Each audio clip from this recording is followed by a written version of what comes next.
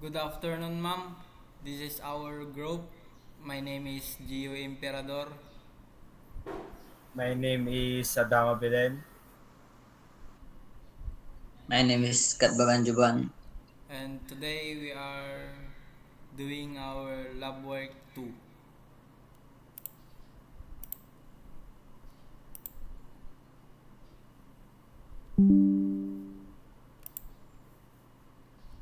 First is open the XAMPP,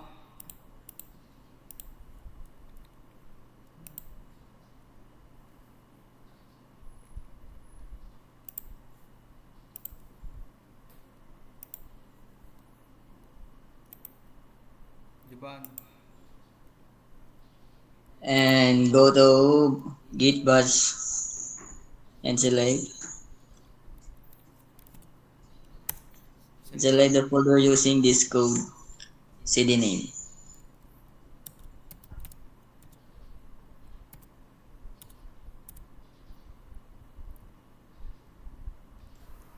And to open this code using this code dot,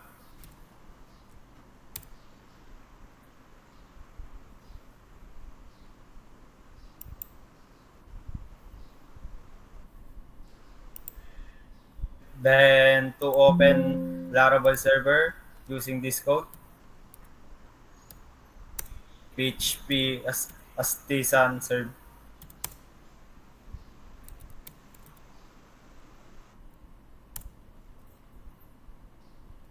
And copy this PHP. I I mean this Laravel server. Copy. Then go to Chrome.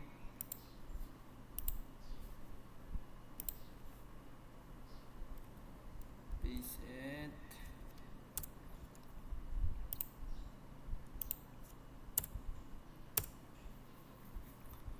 As you can see, this is the Laravel. Pwede po natin palitan to. Punta lang po tayo dito sa resources. Hanapin natin yung views. Pwede po natin palitan to. Ah, select all lang natin. Delete. Pwede po tayo gumawa using this doc. Palitan po natin yan. Try natin. H1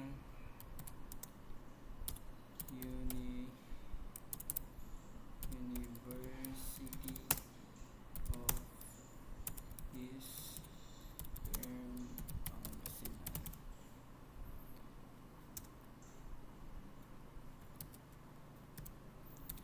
H1.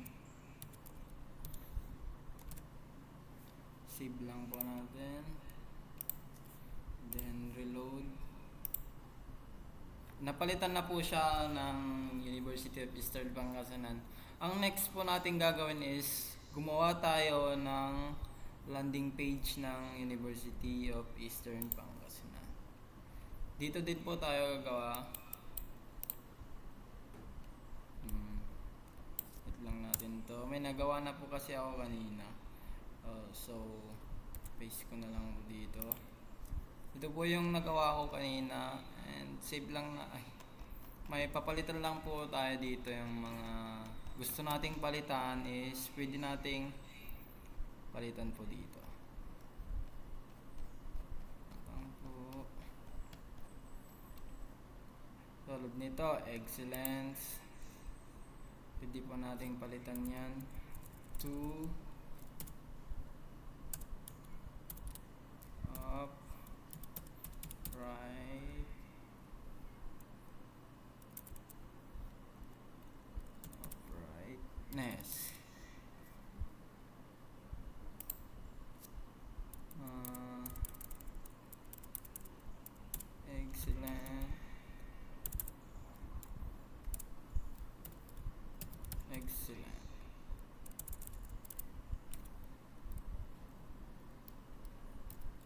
excellence. Basta ba excellence?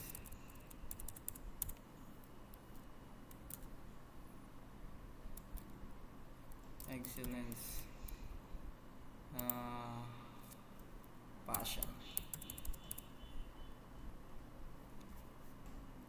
Capital letter natin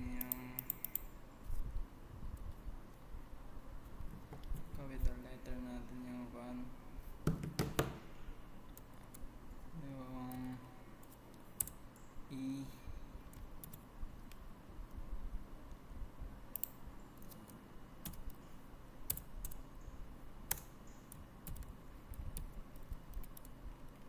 passion.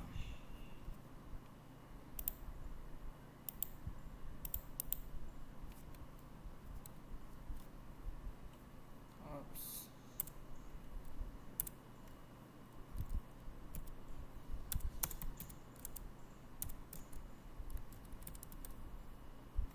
Passion. Save and reload. And as you can see po, dito na po siya. Ito po yung ginawa namin kanina na code. Functional and friendly user po siya. Makikita niyo po dito yung mga programs. Hindi po natin ma-click yung mga dito kasi hindi pa tayo gumagawa ng mga, wala pa po tayong database na ginawa. So ganito na lang po muna yung design ng landing page po namin ng University of Eastern Pangasinan. Ito po yung design. Welcome to UEP. Pwede po natin palitan ito ng mga vision, mission. Pwede po natin yung ilagay dito. Yun lang po, and thank you, ma'am.